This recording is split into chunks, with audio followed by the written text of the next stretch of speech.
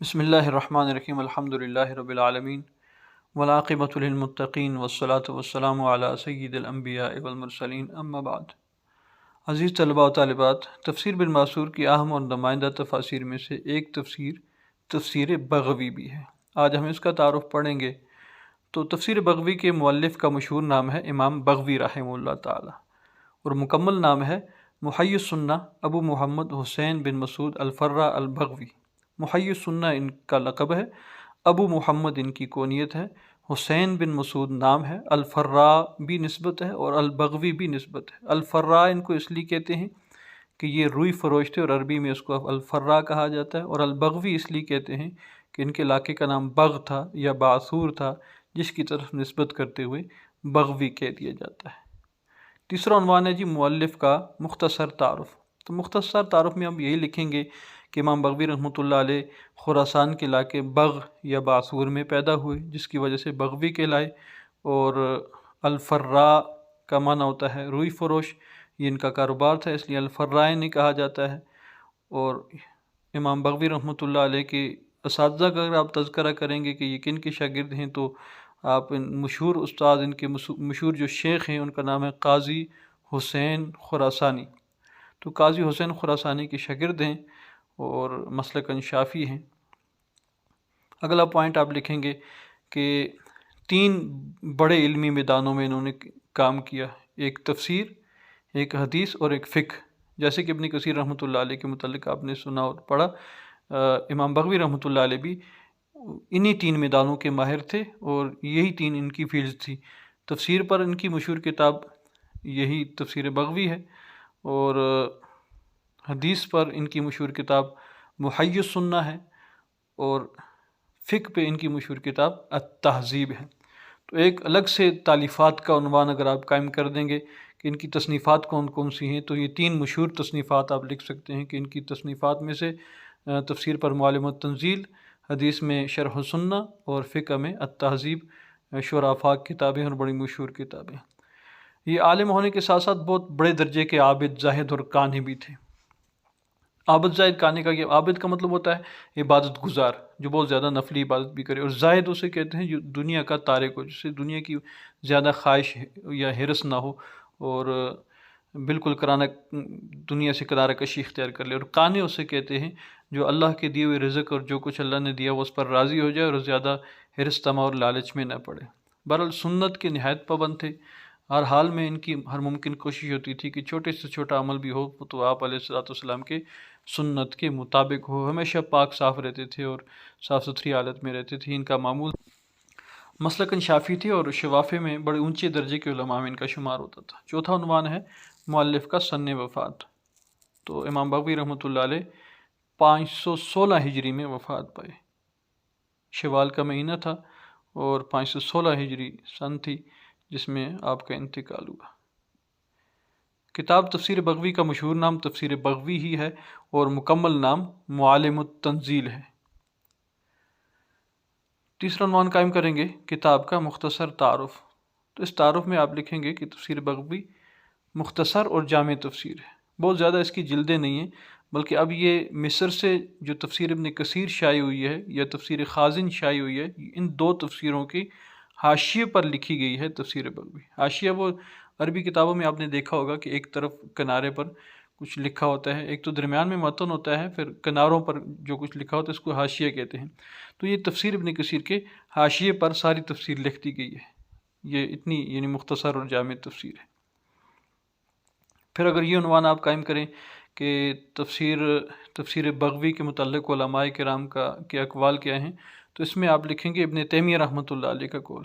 ابن تیمیہ رحمۃ اللہ علیہ نے کچھ تفسیروں کا تقابل بیان کیا، تفسیر کشاف، قرطبی اور ثعلبی وغیرہ کے متعلق کسی نے سوال پوچھا کہ ان میں سے بہتر تفسیر کون سی ہے، تو ابن تیمیہ رحمۃ اللہ علیہ نے جواب دیا، میرے خیال میں ان تینوں کتابوں میں بغوی کی تفسیر بدعت اور احادیث ضعیفہ سے مقابلتاً زیادہ پاک و صاف ہے۔ اور ایک اور جگہ ان کا قول موجود ہے کہ اگرچہ بغوی کی تفسیر ثعلبی کی تفسیر سے مختصر ہے، لیکن یہ احادیث مرفوعہ اور بدعتی نظریات و افکار سے پاک ہے۔ پھر آپ نے عنوان قائم کرنا ہے تفسیر بغوی کی خصوصیات۔ تو خصوصیات آپ کی کتاب اصول تفسیر و تاریخ تفسیر میں بھی کچھ لکھی ہوئی ہیں۔ ایک پوائنٹ یہ ہے کہ صحیح حدیث اور اقوال سلف کی جامع کتاب ہے، یعنی ابن کثیر رحمۃ اللہ علیہ کی طرح انہوں نے بھی جو احادیث لکھی ہیں وہ کوشش کی ہے کہ مستند ہوں اور صحیح حدیث ہوں، اور اس سے پہلے جو اکابر گزرے ہیں، سلف انہیں کہتے ہیں جو پہلے گزرے ہوئے علماء ہیں، تو ان سے پہلے جو علماء گزرے ہیں ان کے اقوال انہوں نے اپنی کتاب میں جمع کیے، تو یہ عنوان بنے گا صحیح حدیث اور اقوال سلف کی جامع کتاب ہے۔ دوسری خصوصیت یہ ہے کہ شرعی احکام کا بیان ہے، یعنی اس میں احکام القرآن بڑی تفصیل سے بیان کیے گئے ہیں۔ اور تیسری خصوصیت یہ ہے کہ عبارت کی عمدگی، بہترین اور سلیس عبارت اور آسان اور عام فہم عبارت کا انتخاب کیا انہوں نے اپنی تفسیر کے لیے۔ اور چوتھا عنوان ہے موضوع اور منکر احادیث سے احتراز، یعنی انہوں نے اپنی کتاب کو، تفسیر کو بچایا ہے ایسی حدیث سے جو من گھڑت ہیں، موضوع ہیں، بے بنیاد ہیں، منکر ہیں۔ یہ حدیث کی قسمہ میں آپ نے پڑھا ہو گیا منکر کون سی روایت کو کہتے ہیں اور موضوع کون سی روایت کو کہتے ہیں، تو اس طرح کی روایات سے اپنے آپ کو، اپنی تفسیر کو بچایا ہے۔ پانچویں خصوصیت جو انہوں نے لکھی ہے وہ مبتدعین کے افکار سے احتراز، مبرہ ہونا یا بری ہونا، بچنا، اجتناب کرنا۔ اس وقت جتنے بھی فرقے سر اٹھا رہے تھے 5ویں صدی میں اور 6ٹھی صدی میں تو بہت زیادہ تھے، اور طرح طرح کی بدعات انہوں نے گھڑ لی تھی اور نئے نئے افکار پیدا کر لیے تھے۔ وہ سارے افکار وہ کوشش کرتے تھے کہ قرآنی سے ثابت ہوں، تو انہوں نے یہ کوشش کی ہے کہ ان افکار سے اپنی تفسیر کو بچا کے رکھیں اور ان باطل افکار و نظریات کا رد کریں۔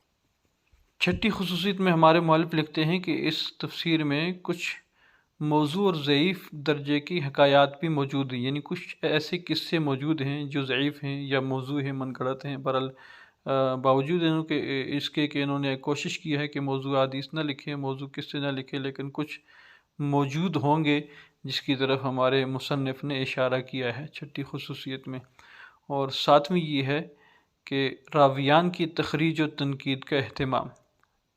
حدیث کے جو راوی ہیں، جیسا کہ میں پہلے بتا چکا ہوں، جو سلسلہ ہے سند کا، اس میں جو راوی آئے ہیں بیان کرنے والے، روایت کرنے والے، تو ان کی جرح بھی کی ہے اور تنقید بھی کی ہے۔ جرح و تعدیل جیسے ہوتی ہے کہ کون سے راوی کس طرح کے ہیں اور کون سے راوی کس طرح کے ہیں، کس کے کیا حالات ہیں، کس کے کیا حالات ہیں، کون سے راوی ہیں جن پر تنقید ہو چکی ہے، کون سے ایسے ہیں جو عادل ہیں، کامل الضبط ہیں، صحیح ہیں وغیرہ۔ تو چھان بین کرنا، تحقیق کرنا اور جرح و تعدیل کرنا، یہ کام بھی انہوں نے کیا ہے اپنی تفسیر میں۔ آٹھویں خصوصیت یہ ہے کہ قرات کے بیان میں اختصار کا اہتمام کیا ہے، کہ قرات کا ذکر تو کیا ہے لیکن بہت طویل نہیں بلکہ مختصر اور اہم باتیں قرات کے حوالے سے جو تھی وہ انہوں نے اپنی تفسیر میں لکھی ہیں، زیادہ طوالت سے تفسیر کو بچایا ہے کہ زیادہ لمبی نہ ہو۔ نویں خصوصیت ہے کہ حسب ضرورت نحوی مسائل کا ذکر، جہاں ضرورت پڑی نحوی مسائل بھی لکھے ہیں۔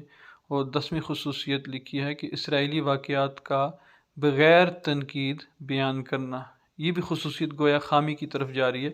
2 خصوصیات ایسی ذکر کی ہیں جو اس تفسیر کی خامی شمار کی جائیں گی مصنف کے نظر۔ ایک یہ کہ اسرائیلی روایات ذکر کر دی اور بغیر کسی تنقید کے ذکر کر دی، کوئی اس حوالے سے، اس کے استنادی حیثیت کے حوالے سے نہیں لکھا کہ یہ مستند ہے، غیر مستند ہے، کچھ بھی۔ اور دوسری خامی یہ ہے کہ کچھ موضوع اور ضعیف قسم کی حکایات اور واقعات انہوں نے لکھ دی، اور باقی سب خوبیاں ہیں۔ برحال مصنف نے یہ 10 خصوصیات لکھی جو میں آپ کے سامنے سکرین پر بھی شو کر دیتا ہوں، تو انہیں دیکھ لیں، اچھی طریقے سے ذہن نشین کر لیں۔